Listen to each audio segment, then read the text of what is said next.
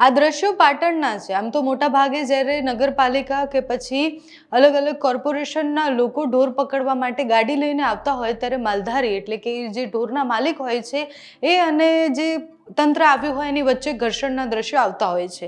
અમદાવાદમાં બહુ જ બધી વાર એવું થયું છે. એટલે કે ત્યાં તો એક બેન હતા, એમને દોડાઈને ત્યાંથી ભગાડ્યા હતા, એવા દ્રશ્યો પણ સામે આવ્યા હતા. એના પછી અમદાવાદમાં ઘણી બધી વાર માલધારીઓ દ્વારા વિરોધ પ્રદર્શન પણ કરવામાં આવ્યું.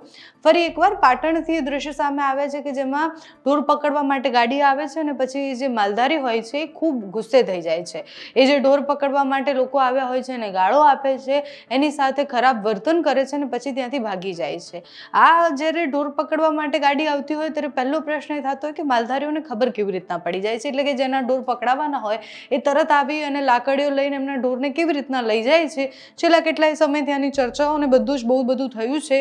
માલધારીઓ અને જેના ઢોર છે બધાનું એવું કહેવું છે કે અમારી પાસે ગોચર બચ્યા નથી તો અમે ક્યાં મૂકીએ. એ રસ્તા વચ્ચે ફરે છે, એનું કારણ માત્ર એક જ છે કે ગોચર રહેવા નથી દીધા.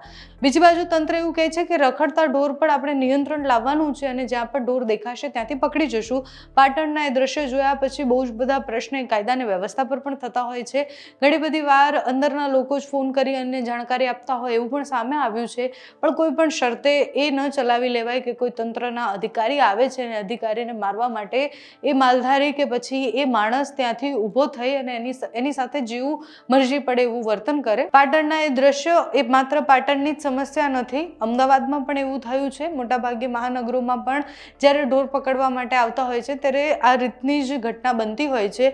અમે ઢોર પકડવાવાળી ગાડીમાં બેસી અને આખી રીત જોઈ છે કે કેવી રીતના કામ થતું હોય છે. એ લોકો સાથે વાતચીત કરી છે. એ લોકોને ખૂબ ડર લાગતો હોય કારણ કે જ્યારે ઢોર પકડવા જાય ત્યારે સામા પક્ષથી જે આવતા હોય એ એમને ધમકાવતા હોય, ડરાવતા હોય કે પછી ભગાડી દેતા હોય. બંને તરફથી હવે સરખું થઈ ગયું છે. અત્યારે તો પાટણથી જે દ્રશ્ય સામે આવ્યા છે તેના પર કરીએ નજર.